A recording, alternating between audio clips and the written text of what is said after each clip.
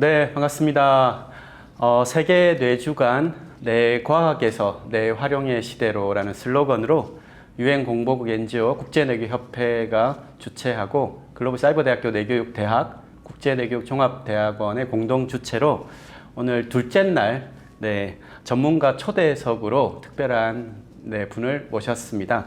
오늘 주제가 치료에서 예방 관리로라는 그 타이틀로 오늘 발표 겸 토크를 함께 해주실 자율신경 균형 회복과 현대사회 우리 오상신경외과 오민철 원장님 인사 한번 먼저 부탁드리겠습니다.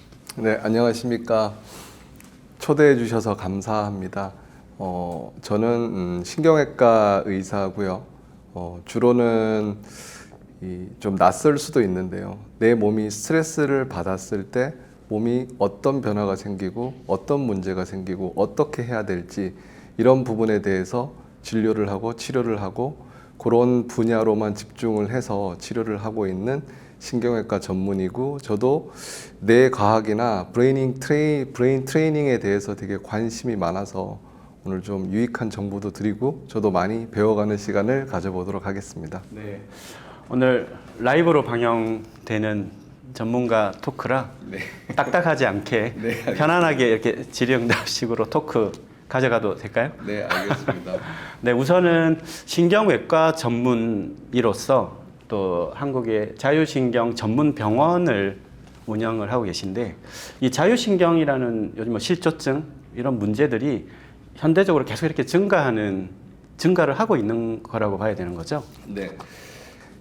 자율신경 하면 되게 어렵게 생각하시는 분도 많은데요. 크게 신경계에 대해서 설명을 드리면, 신경계는 중추신경과 말초신경이 있습니다. 이 중추신경이라고 하면 뇌부터 척수를 말하고요. 말초신경이라고 하면 거기서 이제 뻗어나오는 신경인데, 크게 보면 두 가지로 나뉘는데요. 말초신경의 한 종류가 우리 팔다리 움직이는 체성신경이라고 합니다. 그 운동신경, 감각신경. 그 외에 나머지 한 축이 자율신경이라는 거고요. 이 체성신경은 내 의지대로 움직이지만 자율신경은 내 의지대로 움직일 수가 없습니다. 그래서 자율이란 단어를 붙인 거죠. 네. 그래서 Autonomic Nervous System이라고 자율적으로 작동하는, 내 의지와 상관없이 작동하는 신경인데, 이 내 의지랑 무관하게 작동하는 신경이 하는 일이 되게 원초적이고 원시적이고 생명 유지에 중요한 것들, 예를 들어 혈압을 유지하고 체온을 유지하고 소화를 시키고 혈액순환을 시키고 면역 기능을 유지하고, 어떻게 보면 생존에 되게 중요한 기능을 하는 자율신경, 이 축이 사실 이 체성신경에 비해서 건강한 삶을 살아가는데 되게 매우 중요할 수 있는 그런 부분입니다. 그래서 이 자율신경에 대해서 주로 치료를 하고 있는 거고요. 대부분의 신경외과 의사들은 중추신경계, 뇌, 척수, 그다음 말초신경 중에서도 디스크하고 관련된 이런 질환에 대해서 진료를 하고 치료를 하고 있고, 물론 저도 처음에는 남들하고 똑같이 그걸 하다가 이 문제가 해결이 안 되는 경우가 생각보다 많이 있는데 왜 그럴까? 보통 저희는 객관적으로 입증되지 않고 낫지도 않으면 정신과적인 문제일 거다, 당신의 정신의 문제다 라고 해서 정신과 쪽으로 많이 환자를 보내곤 하는데, 근데 환자들은 이야기를 하는 게, 나는 정신의 문제가 없다고 나는 확신한다.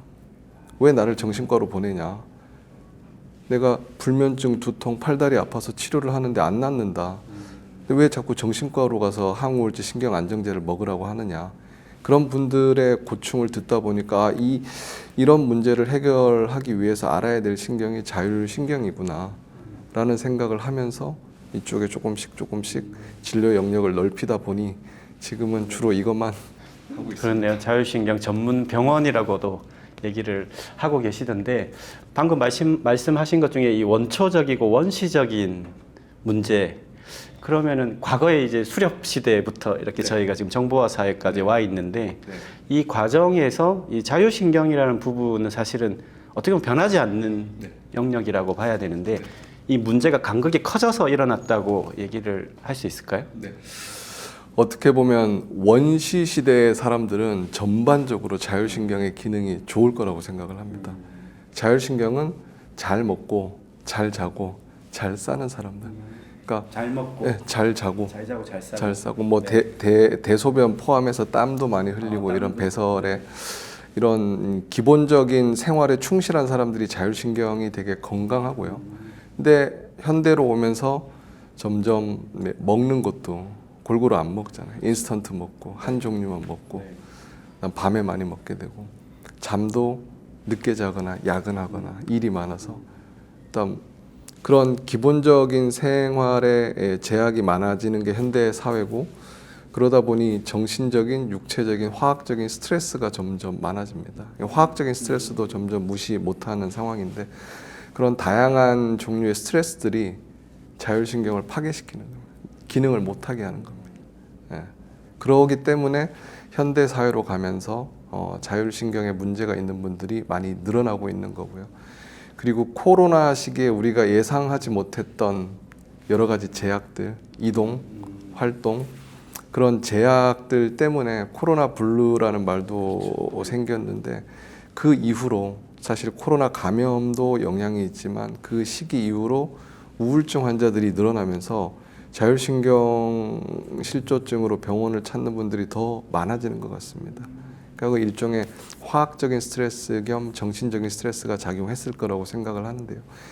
현대화되면서 점점 그런 다양한 스트레스의 종류가 많아지다 보니 자율신경 실조증 환자분들도 자연히 늘어날 수밖에 없다라고 생각을 합니다. 이 자율신경에 문제가 생긴 사람 이게 원초적인 영역이라서 그 밖으로 드러나는 증상이나 문제들은 굉장히 다양하다고 볼 수 있는 건가요? 자율신경 실조증 환자분들이 많이 하시는 말씀이 여기저기 너무 많이 아파서 뭐부터 얘기해야 될지 모르겠다 이런 얘기를. 그러니까 쉽게 뭐 흔한 표현을 하면 보통의 경우는 급격한 스트레스를 받고 나서 울화병이라고 그러죠. 화병이 오면서 병이 생기기 시작하면 일반적인 경우는 화병이 오고 나서 가슴이 답답하고 숨이 잘 안 쉬어지고 소화가 안 되고 머리가 띵하고 불면증이 생기고 여기저기 아프고 그냥 화가 나고 우울하고 무기력해지고 이런 일들이 이 도미노처럼 막 나타납니다. 그렇기 때문에 다양한 증상들, 뭐 신경계, 순환기, 소화기, 근골격계, 면역 시스템까지 이 다양한 증상들이 나타나기 때문에 사실 그런 분들을 보면 병원을 여러 군데 다닙니다. 그럴 수밖에 없을 것 같은데요. 왜냐하면 자기가 알아서 나의 이 관련 과가 이거라고 예측을 해서 갔는데 그게 아니라고 얘기를 하면 또 찾아가야 되니까. 오히려 병원 잘못 가서 나빠지는 분들도 있는데요. 예를 들면 여러 군데 문제가 있고 나는 이제 목 어깨가 너무 아프다. 그래서 뭐 정형외과, 신경외과, 통증의학과 가서 일반적으로 하는 주사 치료에 스테로이드가 많이 들어갑니다. 예, 스테로이드 성분을 맞으면 통증은 반짝 좋아지는데 그걸 맞고 나면 자율신경계들이 더 혼란스러워하거든요. 왜냐하면 스테로이드가 면역을 억제, 항염증 작용을 하는 억제 작용을 하는데 그걸 맞고 나서 갑자기 가슴이 두근거리거나 잠이 안 오거나 오히려 또 무기력해지거나 반짝했다가 무기력해지거나 이러면서 몸의 그런 바이오 리듬이 깨지는 현상들이 생기기 때문에 그래서 그런 것도 있지만 하나 증상에 따라 병원을 찾아다니다 보면 계속 병원 쇼핑만 하게 되고 이 궁극에 이 베이스에 깔려 있는 문제가 있는데 이거로 인해서 파생되는 증상 하나하나 치료하다가는 답이 안 나오는 거죠. 그러다 보니 뭘 어떻게 해야 될지 모르겠고 감당하기가 힘들다. 결국은 이제 파이널로는 정신건강의학과에 가서 항우울제랑 왜냐하면 안 낫고 힘들고 하니까 항우울제랑 신경안정제랑 이걸 복용하는 게 가장 일반적인 현재 추세입니다. 그럼 원장님 계시는 병원으로는 정신의학과 갔다가 또 오시는 환자분들도 많겠네요. 안 가보고 오시는 분들이 없죠. 왜냐하면 여러 가지 치료를 해보다가 안 되면 일단 그 정신건강의학과에서 처방하는 여러 뭐 항우울제나 신경안정제도 좋은 처방약이고 좋은 치료임에는 틀림이 없지만 한 3개월에서 6개월 또는 1년 내에 먹고 좋아지면 괜찮은데 약을 좀 좋아져서 약을 줄이면 또 심해져서 약을 더 늘리게 되고 약을 끊으면 금단이 오고 또 약을 안 먹을 수는 없고 약을 먹어도 힘들다. 이제 또 어떻게 해야 되냐. 약을 먹고 있음에도 처음에는 괜찮다가 나중에는 약 먹어도 힘들다. 못 살겠다. 어떻게 해야 되냐. 예, 그런 분들이 사실 거의 뭐 대다수입니다. 약을 안 먹어보고 오시는 분들은 없는 것 같습니다. 원장님 방금 말씀하신 그 나의 이제 문제를 사실 일반 시민들이 바로 파악하기는 힘들고 그래서 이렇게 쇼핑을 하다가 이제 결국은 찾아오신다고 했는데 어떻게 보면 그거를 좀 대안적으로 하시려고 한 게 지금 운영하시는 유튜브 채널인 것 같은데 그런 좀 목적으로 개설을 하신 건가요? 사실 자율신경의 문제가 기타 뭐 신경계 질환처럼 수술이나 뭐 명확한 치료약이 있는 게 아닙니다. 그래서 병원에서도 해주는 치료의 핵심은 이 스트레스를 받을 때 예민해지는 신경을 간접적으로 주사를 통해서 좀 휴식을 주는 그런 개념, 신경에 휴식을 주는 그런 개념이기 때문에 근데 그 휴식을 주는 거는 너무 심한 증상을 일부 줄여줄 수는 있지만 일상생활 속에서 생활 속에서 내가 나의 스트레스를 잘 해소하고 좀 기본적인 생활에 충실해지는 그리고 스스로 관리해야 될 부분들이 너무 많기 때문에 사실은 그런 필요성을 많이 느꼈었고요. 근데 뭐 저는 의사 중에서도 신경외과 전문의로 생활을 하다 보니 사실 그런 쪽에는 경험도 많지도 않고 물론 관심은 있지만 경험이 많지 않은데 저희 병원에서 치료했던 분들이 저한테 오히려 알려주십니다. 이거를 했더니 이렇더라. 이걸 했더니 이렇더라. 이거를 한 5년 이상 듣다 보니 저도 여기에 뭔가 좀 의학적인 과학적인 이 근거가 있겠구나라는 생각을 하면서 저희 채널에도 소개를 드리고 꼭 저희 병원에 와서 치료를 안 하는 분들 중에도 그런 걸 한번 보시고 생활 속에서 좀 습관화하고 생활을 해보면 자율신경만 건강해지는 게 아니라 나의 전체적인 건강을 위해서도 의미 있다고 생각을 해서 거기에 조금 더 집중해서 많은 정보를 드리려고 노력을 하고 있습니다. 여기 유튜브 채널에 보면은 그 원장님이 직접 해보시는 게 많습니다. 따라 해보기 코너, 경추 마사지, 맨발 걷기, 복식 호흡, 뭐 이렇게 굉장히 직접 이렇게 연구도 리서치도 하시고 직접 다들 해보고 하는 이 반응이 사실 굉장히 뜨거운 것 같더라고요. 네, 직접 하시는 이유가 있습니까? 사실 제가 유튜브 채널을 통해서 일상생활 속에서 하면 도움이 될 수 있는 신경 건강에 도움이 될 수 있는 내용이라고 알려드리는 게 뭐 저만 알려드리는 게 아니라 너무나 많은 뭐 유튜브 채널이나 건강 관련 프로나 SNS 상에 있습니다. 네, 제가 좀 집중을 하는 거는 그냥 이거를 해서 좋습니다, 해보세요가 아니라 왜 이런 생활 속 습관을 했을 때 왜 좋아지는지 그 근거를 사실은 의학적인 내용, 과학적인 내용, 조금 더 구체적으로는 신경, 혈관, 근육, 근막 이런 의학적인 이 지식을 바탕으로 이런 것들을 정말로 도움이 될세 실질적으로 좀 도움이 될 수 있는 게 동작이나 행동들이나 이런 게 어떤 것일까라는 그런 생각에서 출발을 했기 때문에 제가 직접 해봅니다. 그리고 저희 유튜브 영상에서 보면 사실 그 복식 호흡을 하면서 복식 호흡이 이 횡격막의 움직임을 극대화해서 사실 내장 뭐 교감신경 항진을 줄여주는 것도 있지만 내장 운동을 잘 시켜줄 수 있다라고 이런 얘기를 많이 하는데 실제로 복식 호흡을 할 때랑 흉식 호흡을 할 때랑 내장이 어떻게 움직일까 우리가 볼 수가 없기 때문에 저희가 치료할 때 쓰는 초음파를 가지고 제 배에다 대고 제가 흉식 호흡을 할 때랑 복식 호흡을 할 때랑 장이 어떻게 움직이는지 여러분 한번 보십시오. 이런 내용도 있고요. 그리고 경추 마사지 같은 경우도 그냥 뭐 목을 마사지 하라가 아니라 경추에 있는 중요한 신경이나 혈관들이 어떤 식으로 분포하고 배치하고 상호작용을 하는지를 알기 때문에 제가 어떤 부위에 어떤 식으로 해보시면 아무래도 신경, 혈관, 근육 이런 의학적으로도 실제적으로 도움이 될 거다. 그냥 막무가내로 많이 하세요가 아닌. 그래서 그런 의학적인 지식을 바탕으로 조금 더 좀 구체적으로 알려주기 위해서 제가 직접 하면서 알려드리다 보니 그렇게 된 것 같습니다. 저도 원장님 그 여기 경추 마사지 하는 거 따라 해봤습니다. 근데 아주 구체적이고 이 레퍼런스를 정확하게 이제 제시해서 해주시니까 이거를 일반 좀 거기에 통증이 있는 분들이 보면서 상당한 치유를 하지 않을까. 찾아오시는 환자분들은 반응이 상당히 남다르실 것 같은데요. 제가 사실 뭐 주사나 시술이나 수술이나 이런 걸 통해서 예를 들어 두통만 봤을 때요. 그런 걸로 좋아지는 분들 있지만 요즘은 더 뿌듯하게 느끼고 와 되게 기분이 좋다고 느끼는 거는 그 유튜브 채널을 보고 자기가 한 2달 해봤어요. 근데 좋아져서 인사하러 왔다 이런 환자분들이 있습니다. 그런 분들을 보면서 일상생활 속에서 정말로 조금 그 의학적인 지식을 바탕으로 좀 구체적으로 나한테 적용할 수 있는 생활 습관들을 생활화하면 정말 많은 분들이 도움을 받을 수 있겠다.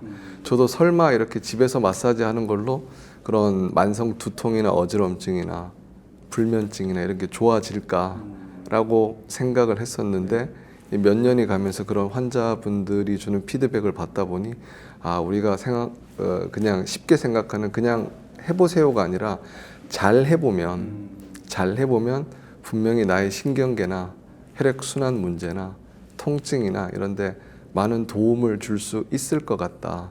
이런 확신이 요즘 많이 생기고 있습니다.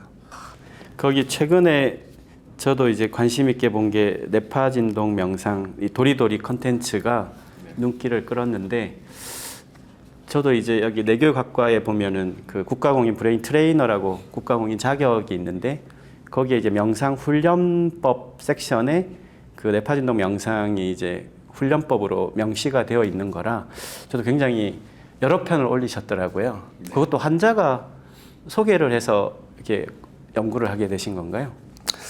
네, 연구라기보다는 저희 뭐 두통, 어지럼증, 그다음에 현기증, 이명 이런 걸로 치료를 제가 하는 주로 자율신경 치료를 하고서 이제 어느 정도 좋아졌으니 스스로 관리를 해보셔라라고 하셨던 수많은 분들 중에 일부가 조금 재발을 했을 때 오셔서 하시던 말씀 중에 이 뇌파 진동 명상, 도리도리 명상을 하고서 한동안 되게 잘 지냈다. 근데 좀 심해져서 다시 치료 좀 받으러 왔다. 라고 하면서 이게 왜 그런 증상들을 남아있던 증상들을 개선시키는데 의미가 있는지 너무 궁금하다. 좀 의학적인 지식을 바탕으로 좀 설명을 해주셨으면 좋겠다라는 분들이 여럿 생기다 보니까 저도 나름의 제 그 의학적인 지식을 바탕으로 이게 이런 작용을 하는데 도움이 되겠다라고 해서 영상을 만들었던 거고 그 영상을 사실 많이 보시는 것 같습니다. 이게 사실은 일반적으로 이제 저희가 모르는 분들은 명상하면 눈 감고 가만히 있는 거를 명상, 사실 정적 명상인데 도리도리 뇌파 진동 명상은 사실은 나중에는 정적 명상이지만 사실 동적 명상으로 시작을 하는 건데 조금 특별하게 받아들이시지 않았을까 생각도 듭니다. 사실 뇌파 진동 명상에 대해서 설명을 하려면 이제 너무 많은 양이 있습니다. 공부를 해보다 보니까 저도 단순히 그냥 명상이라고 생각을 했을 때랑 이 도리도리를 하면서 뇌파 진동이 됐을 때 어떤 이 의학적인 신경학적인 변화가 나오는지 여러 논문들이나 문헌들을 찾아보다 보니까 제가 생각하지 못했던 그런 것들도 있고 여기저기에 있는 내용들을 하나로 이렇게 합쳐지는 그런 부분이 있습니다. 간단히만 한번 설명을 한번 드려보면 일단 뇌파 진동 명상은 이 뇌 안에는 이 두개골 안에 뇌막이 있고요. 그 안에 뇌가 있습니다. 이 뇌를 보호하기 위해서 척수액이 그러니까 물에 이렇게 사과가 떠 있는 그런 개념인데 이 뇌파를 진동을 시키게 도리도리를 하게 되면 척수액이 파동이 생깁니다. 근데 척수액 파동이 주로 어디에 자극을 주냐면 대뇌 피질에 자극을 줍니다. 이 대뇌 피질이 대부분의 신경 세포가 모여 있는 곳이기 때문에 인지 기능 그리고 전두엽 같은 경우는 우울감하고도 관련이 있을 수 있고요. 그러니까 뇌 기능에 직접적인 영향을 줄 수 있는 우리가 이런 데는 마사지를 할 수 있지만 뇌는 마사지를 할 수가 없잖아요. 그러니까 뇌가 마사지가 되는 뇌를 탄력 있게 뇌에 자극을 줄 수 있는 훌륭한 그런 원리가 하나가 있고요. 그다음 또 도리도리를 하게 되면 이 인체의 구조 중에 머리하고 목 사이에, 그러니까 경추 1번이 두개골을 받치고 있는데 이 경추 1번과 두개골 사이에는 엄청나게 복잡한 구조로 되어 있습니다. 그러니까 우리가 목의 움직임이 많을 수 있는 게 관절뿐만 아니라 근육, 혈관, 신경, 그러니까 뇌에서 목으로 빠져나오고 목에서 뇌로 올라가는 혈관, 신경 이런 것들 구조가 엄청나게 복잡하게 되어 있고 다양한 구조로 되어 있기 때문에 우리가 피로감을 느낄 때 여기 먼저 피곤하다고 안 하잖아요. 대부분 이렇게 잡잖아요. 복잡한 구조로 되어 있고 신경, 혈관이 다 집중되어 있어서 그런데 이 뇌파진동 명상을 하면 그 부분의 운동이 제일 많아집니다. 경추, 두개골과 경추, 그리고 경추에서는 1, 2번 사이에 운동이 많아지게 되는데 그러면 제일 먼저 느끼는 게 이 목이랑 어깨의 긴장이 좀 줄어든다라는 표현을 많이 하고요. 그 긴장이 줄어드는 게 신경계에 어떤 영향을 주냐면 이 긴장이 줄어듦으로 인해서 심장에서 올라오는 피가 뇌로 올라가는 게 수월해집니다. 그러니까 뇌 혈액 공급이 좋아지는 거죠. 반대로 동시에 뇌는 뇌척수액을 통해서 노폐물을 배설을 하는데요. 척수액이 배액이 되는 게 이 목에 있는 림프관을 통해서 배액이 됩니다. 그렇기 때문에 이 머리하고 목 사이에 이 부분이 부드러워지면 혈액 공급도 노폐물 배설도 원활해지기 때문에 뇌에는 이런 혈액 순환과 노폐물 배설이 원활해지고 뇌 자체가 자극이 되고 이거 외에도 뭐 더 설명하려면 많지만 이런 세 가지 이 작용만 가지고도 뇌 기능이 올라갈 수 있다는 거. 뇌 기능이 올라갈 수 있다는. 어떻게 보면 제대로 잘 그런 의학적인 지식을 머릿속에 떠올리면서 해보면 오히려 더 효과가 좋을 수 있을 것 같습니다. 그렇네요. 사실 뇌파진동 명상이 그 국제 저널 논문에 뭐 10여 편이 사실 많이 나와 있는 또 명상법이라 직접 말씀하신 그 파동이라는 측면에서 말씀을 주시니까 또 이렇게 귀가 번쩍입니다. 네. 이 진동이라고 하는 저희 어떻게 보면 이제 이 바이브레이션이라고 하는 이 형태가 제가 예전에 지난번에 한번 브레인 잡지 인터뷰 했을 때 이 신경외과 전문의께서 자율신경 어떻게 보면 이제 전문 병원을 하시는 조금이 아니라 굉장히 거리감이 느껴지는 그 간극이 어디서부터 출발했을까 하고 궁금해서 그때 한번 질문을 드렸는데 그때 본과 시절에 저기 인도에 한참 가셨다고 들었는데 그런 신경계에 어떻게 보면 좀 의학과 가장 또 멀리 있다고 해야 되나요? 이 전통의학, 이 동양의 전통의학에 관심은 본과 시절부터 갖고 계셨던 건가요? 저는 그러니까 신경계를 공부를 하려고 생각을 많이 했었고 신경계는 대부분 우리가 MRI나 근전도나 뭐 CT나 여러 가지 검사로 어떤 문제가 있다, 구조적으로 기능적으로 문제가 있다 이런 부분들은 기존 이제 서양의학, 현대의학으로 치료를 하면 되지만 그걸로 치료가 안 되는 부분들이 너무 많다는 거죠.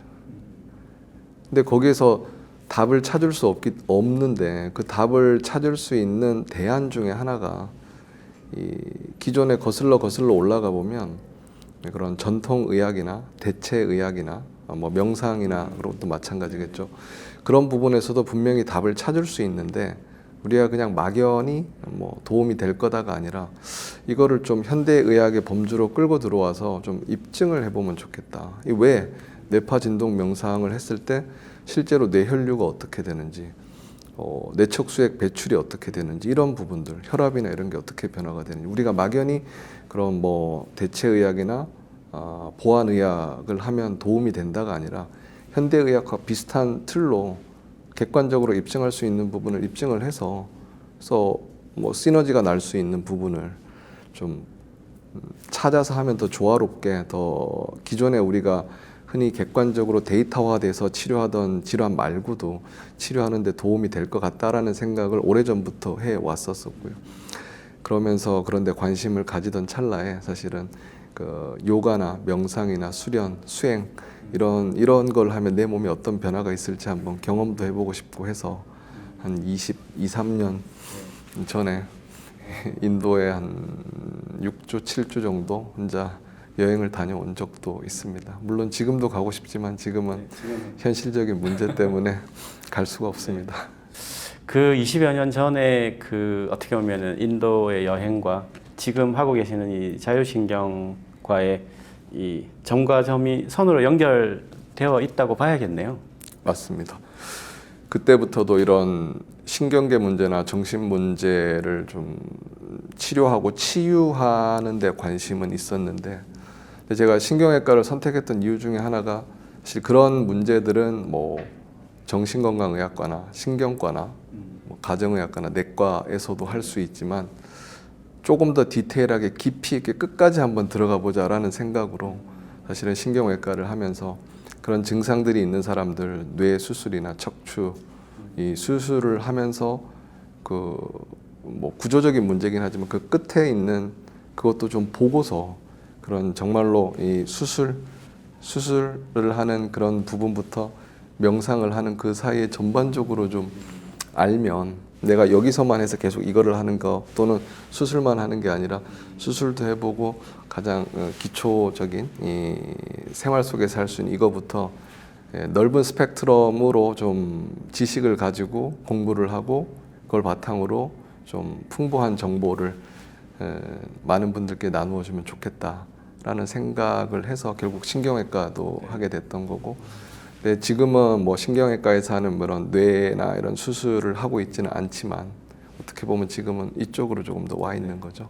그래서 이 사이에서 왔다 갔다 하면서 좀 풍부하고 다양한 정보와 지식을 전달드리면 좋을 것 같다고 생각을 하고 있습니다. 네.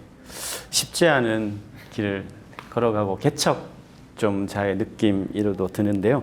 그 오상신경외과 그 홈페이지에 보면 그 주로 줄기세포, 두통, 자율신경 이렇게 주 세 가지 이렇게 전문으로 되어 있더라고요.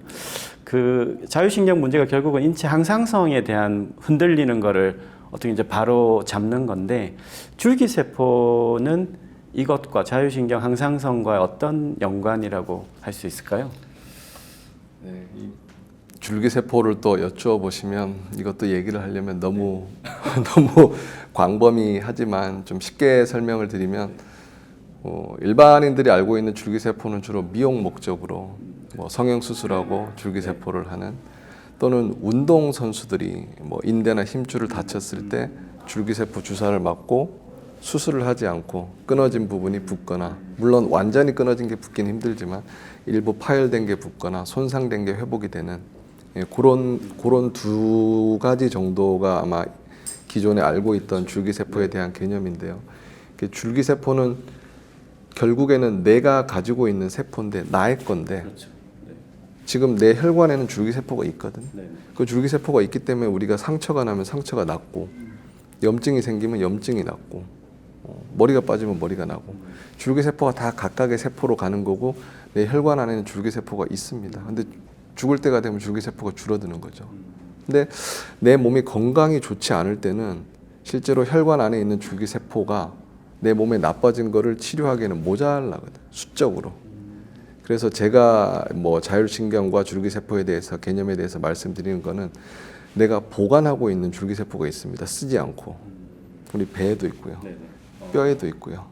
뭐 머리카락에 여러 가지 내 인체 내에서 지금 사용하지 않고 앞으로 사용하기 위해서 보관 형태로 가지고 있는 줄기세포를 좀 빼서 내 몸이 안 좋을 때 쓰자라는 거거든요. 근데 이게 또 다른 표현으로는 여자분들이 이 완경이 오고 나서 뭐 나중에 조직 검사를 해보면 이 완경이 왔지만 생리는 안 하지만 난소 안에 난자가 무수히 많이 있거든. 배란되지 않은 난자. 근데 임신이 안 될 때는 그 난자가 좀 많이 나와주면 좋은데 임신의 확률이 높아지는데 이게 비슷한 원리입니다. 우리 줄기세포가 내가 죽을 때가 돼도 내 몸은 줄기세포를 많이 가지고 있습니다. 다 쓰지 못한 줄기세포. 물론 숫자는 줄어들겠지만. 근데 내가 지금 건강한 생활을 하고 싶은데 몸이 너무 안 좋다. 줄기세포가 많으면 좋겠는데. 근데 남의 거를 가져오는 거는 지금은 문제가 많죠. 뭐 여러 가지 윤리적인 문제나 아니면 뭐 면역 억제제를 먹어야 되는 이런 문제가 있는데 내가 가지고 있는 것 중에 내가 쓰지 않고 비축해 놓고 있는 그걸 빼서 쓰자.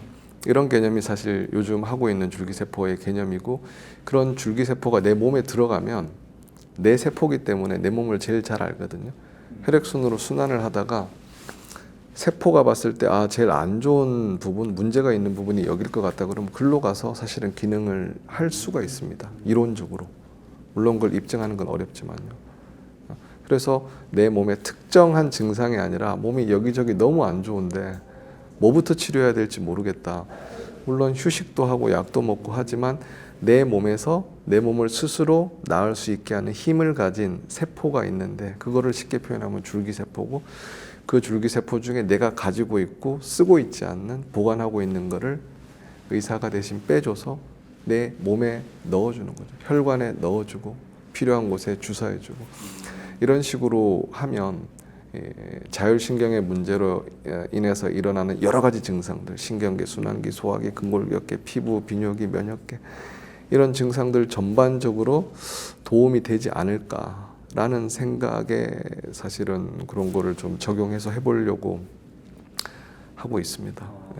말씀하신 게 결국은 이 자율신경의 문제, 항상성이 지금 현대 사회를 살아가는 시민들 입장에서 어떤 굉장히 이제 흔들리고 교란이 일어날 수밖에 없는 주변 환경이 그렇게 됐다는 건데, 그 지금의 이런 문제들을 그럼 이제 조금 그 병원까지 안 오고 저희가 올해 이번 세계 뇌주간 주제도 조금 평상시에 일상에서, 유튜브도 그런 목적으로 또 하시는 건데, 그런 좀 대안적인 측면에서는 시민들 입장에서는 좀 더 어떤 좀 라이프 스타일, 아까 세 가지 말씀 주셨습니다. 잘 먹고 잘 싸고 잘 자고 가장 원초적인데 가장 어려운 건데, 원장님이 평소에 하고 계시는 거 잠깐 얘기를 주시면 어떨까?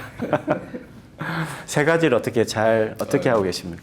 모범이 되는 답안이 아닐 것 같아서 말씀드리기가 부끄럽지만, 제가 하는 거 말고 제가 그냥 추천드리는 형태로 말씀을 드리면, 일단 잘 먹는 거는 사실 뭐 많이 먹고 좋은 거 먹고가 개념이 아니라 내 밥상 앞에 차려진 거 내가 얼마나 골고루 먹느냐만 생각을 해봐도 골고루 안 먹거든요. 좋아하는 것만 먹고. 골고루 꼭꼭 씹어서 천천히 많이 먹는 거, 그 정도만 해도 쉽게 실천할 수 있는 것 같고요. 그리고 이왕이면 인스턴트 먹고 라면 먹고 콜라 마시고 하는 것보다는, 이왕에 어디 식당 가서 주문을 할 거면 그래도 좀 건강에 도움이 되는 음식을, 그러니까 뭐 대단한 걸 하자는 게 아니라 먹을 때, 주문할 때 조금만 더 신경 써서 하면 좋을 것 같고요. 자는 게 되게 중요한데요. 근데 잠을 내가 자고 싶어도 못 자는 게 사실은 더 큰 문제긴 하지만, 불면으로도 많이 찾아오시겠네요. 그렇죠, 많습니다. 수면제를 먹어야 겨우 한두 시간 잔다 이런 분들도 많은데요. 잘 자는 거를 좀 얘기를 하려면 너무 많지만, 그래도 생활 속에서 쉽게 할 수 있는 거는 자기 전에 수면에 방해되는 거는 좀 피하는 게 좋습니다. 그리고 수면도 가능한 11시 전쯤에 수면에 들어야 11시부터 새벽 1, 2시 사이에 우리 뇌는 가장 편하게 쉴 수 있고, 뇌에서 다양한 호르몬들 분비도 그때 왕성합니다. 특히 뭐 성장 호르몬 이런 게 나이가 들어서도 성장 호르몬이 분비가 되는데, 그 시간에 잘 자줘야지 성장 호르몬 분비가 원활하고 낮 동안에 내가 활력 있게 생활할 수 있는 그런 게 되기 때문에 좀 시간을 잘 지켜서, 그리고 자기 전에 뭐 수면에 도움이 되는 여러 습관들은 너무 많이 있을 거기 때문에 한번 참고해 보시고, 수면 시간을 잘 유지해 주는 거.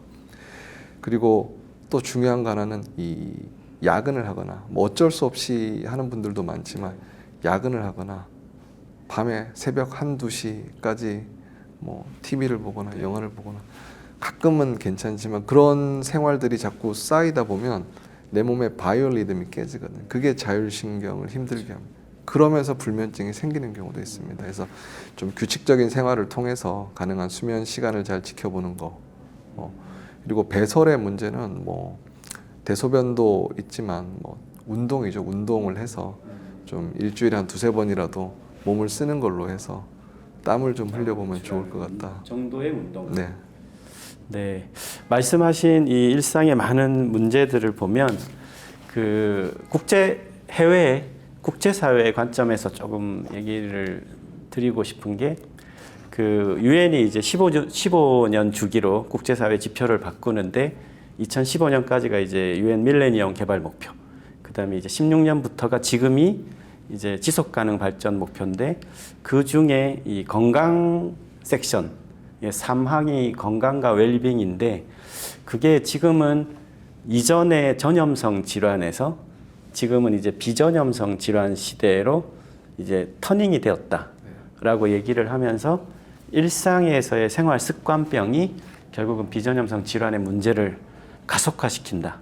지금 하시는 이 자율신경계 어떤 그 전문 병원으로 가고 계시는 것이 국제사회로 봐도 이제 이쪽 영역인 것 같은데 이게 해외에서는 실제로 이 자율신경계 문제가 어느 정도라고 좀 비춰볼 수 있을까요?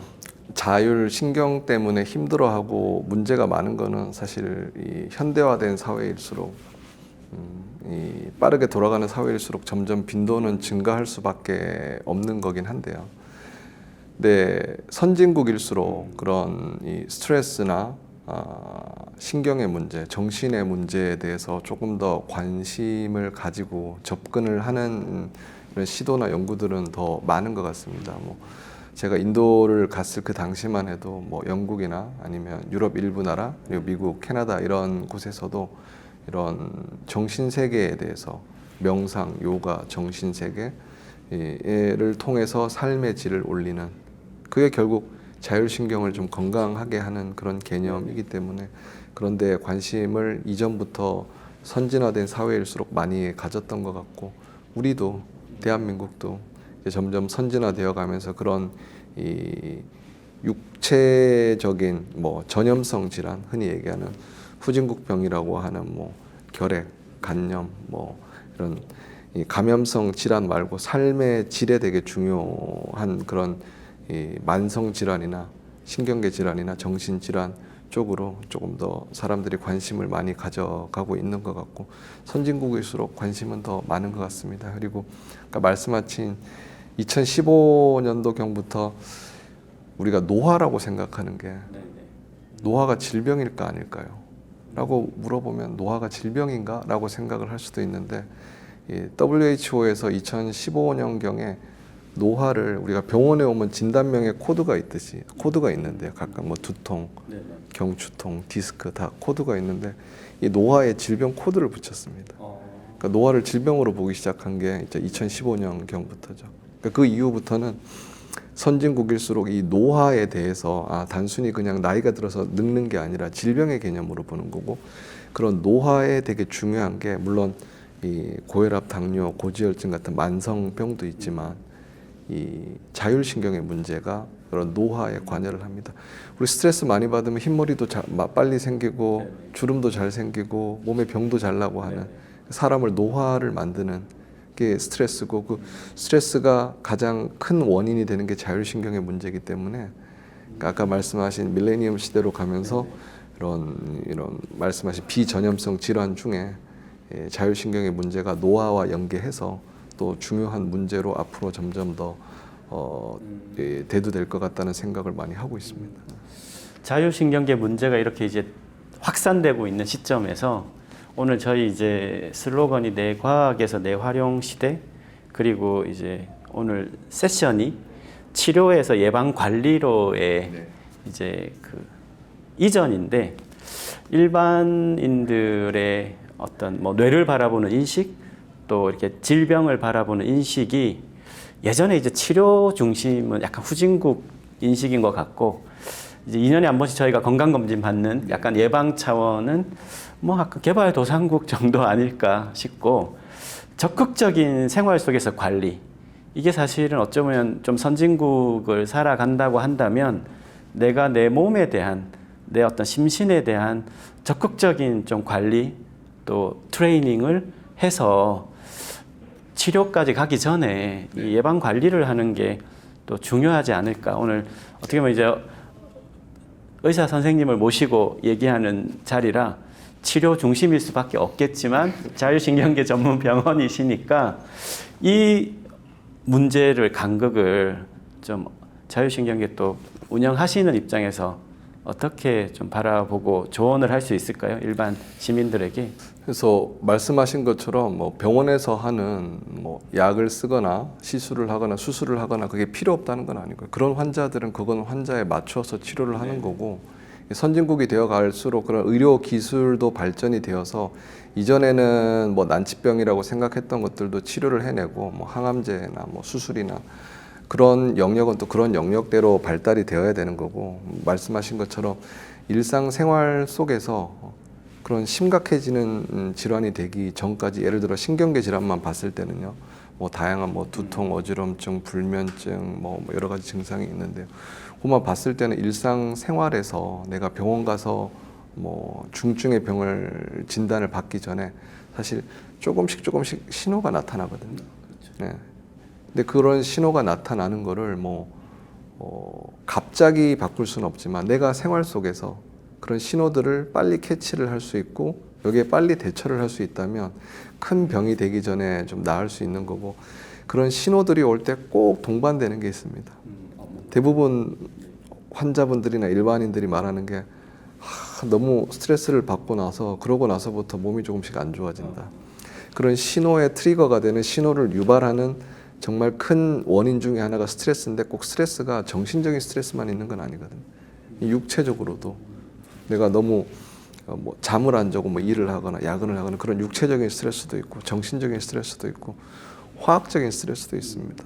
생각지도 못했던 뭐 백신, 코로나 백신 후에도 이런 자율신경의 문제로 정말 알 수 없는 신경계 질환으로 고생하는 분들이 너무너무 많고 많아지고 있고요. 그런 화학적인 스트레스, 이런 다양한 스트레스가 나한테 오고 나서 내 몸은 느낍니다. 아, 조금씩 뭔가 안 좋아지고 있다. 근데 병원에 가도 뭐 지금 이상은 없다, 그냥 스트레스 관리하고 잘 쉬셔라. 근데 막연히 그냥 쉬는 게 아니라 어떻게 하면 이 스트레스를 좀 줄이고 이 스트레스로 인해서 내 몸에 나타난 증상들을 좀 개선을 시키기 위해서 뭘 어떤 식으로 좀 하면 도움이 될까에 대해서는 사실은 의사가, 그 질환에 대해서 하는 의사가 질환으로 옮겨가기 전 단계에서 일상생활에서 어떤 뭐 습관이나 뭐 행동들을 통해서 이걸 좀 줄여나가 볼 수 있는지, 대처해 볼 수 있는지 알려줄 수 있다고 생각을 합니다. 그래서 그런 부분에 집중을 하고 있는 게 저희 뭐 외래 치료나 유튜브에서 따라해 보세요나 그런 영역, 그런 범주의 내용들을 주로 집중해서 말씀을 드리고 있다고 생각합니다. 네, 오늘 그 저희 세계 뇌종양 포럼 주최 기관이 그 국제뇌교협회, 뭐 뇌교육대학, 뇌교육대학원 다 이제 뇌교육 관련 기관에서 좀 이 포럼을 주최를 하고 이제 그 전문의 분들을 좀 모셨는데, 말씀하신 걸 이제 듣고 이렇게 좀 얘기를 나누다 보면 볼수록 이 뇌교육 관련 영역 중에서도 이제 시작이 결국은 이제 건강에 대한 이제 관리 케어일 수밖에 없고, 그 다음에 이제 향상 쪽은 그 다음 넥스트 문제고, 그래서 이제 뇌교육 영역이나 브레인 트레이닝 쪽과 또 원장님 하고 계시는 영역과의 접점 시너지가 굉장히 크다고 이제 느껴지는데, 네, 어떤 인식이 드시는지 궁금합니다. 그래서 사회가 발달되어 가고 앞으로의 사회에서 뇌를 트레이닝 할 수 있는, 뇌 기능을 올릴 수 있는 여러 가지 정말 중요한 뭐 병원에서 치료뿐만 아니라 일상생활 속에서 습관들도 점점 그 중요성이 커져가고 있는데, 그래서 뇌 교육, 브레인 트레이닝, 이게 어떻게 보면 제가 오늘 영상에서 말씀드렸던 자율신경이 말초신경이지만, 이 말초신경이지만 말초만 혼자 행동하는 게 아니거든요. 이 자율신경의 관제센터라고 하고 있는, 자율신경의 기능을 명령을 할 수 있고 자율신경의 정보를 받아들여서 내가 어떤 감정을 가지고 판단할 수 있는 그 센터가 결국 뇌에 있습니다. 뇌 전두엽도 그 기능을 하고 편도체도 그 기능을 하고 시상하부도, 결국 뇌의 기능이 좋아져야 이 자율신경의 기능에도 분명히 도움이 됩니다. 그러니까 원초적인 생활의 생명 유지에 그런 기본적인 원초적인 건강한 생활을 하는데 도움이 되는 자율신경의 건강에 뇌가 정말 중요한 부분인 것 같아요. 그런 면에서. 그래서 저는 이런 뇌과학, 뇌활용, 뇌트레이닝 이런 키워드에 관련해서 관심을 많이 가지고 그런 정보도 그리고 좋은 행동 방법, 명상 방법, 트레이닝 방법 이런 걸 좀 알려주시면 너무 많은 사람들에게 도움이 될 거라고 생각하고 있습니다. 앞으로 많은 또 같은 협업이 있지 않을까 그렇게 기대가 많이 되고요. 오늘 전문가 초대석 그 세계 내주관 내 과학에서 내 활용의 시대로 한번 오늘 자율신경 전문 병원을 대한민국에서 개척해 가고 계시는 오민철 원장님과 얘기 나눠봤는데요. 마지막 우리 방송 보시는 분들 인사 마무리 인사 하나 부탁드리겠습니다. 네. 세계 뇌주간 기념 전문가 토크 뇌 과학에서 뇌 활용의 시대로라는 제목을 한번 더 떠올려 보면서 나의 뇌를 활용을 얼마나 할 수 있을까 우리가 사실 초능력이라는 말이 있습니다. 엄마가 길가에서 내 애가 넘어져 있는데 차가 오면 그 차를 들어버릴 수 있는 그런 초능력을 누구나 우리는 가지고 있습니다. 그 능력이 뇌를 통해서 발휘가 될 수도 있습니다. 그런데 우리는 우리가 가진 뇌의 능력의 1%도 채 사용을 못하고 있는데 앞으로 사회에서는 내가 가진 나의 뇌의 능력을 1%가 아니라 5%, 10%만 쓸 수 있어도 엄청난 이 역량을 발휘할 수 있는데 그 역량이라는 게 꼭 인지기능뿐만이 아니라 여러 가지 내가 일을 하고 건강하게 살아가는 데 있어서 되게 중요한 그런 정말 내가 상상하지도 못했던 잠재되어 있는 내 능력을 발휘할 수 있는데 핵심적인 게 뇌의 활용이라고 생각합니다. 그 뇌 활용을 위해서 할 수 있는 여러 가지 중에서 이 브레인 트레이닝이나 뇌 교육 이런 부분에 관심을 조금 더 가져서 나의 뇌의 기능을 극대화해서 조금 더 윤택한 삶의 질을 높이고 건강하게 살아갈 수 있는 그런 날이 오도록 저도 열심히 노력하고 여러분도 관심을 가지고 한번 지켜봐 주십시오. 감사합니다. 네, 뇌 활용의 시작은 자율신경계 조절부터. 네, 오늘 함께 그 마무리 인사하고 끝내겠습니다. 네. 오늘 감사합니다. 감사합니다.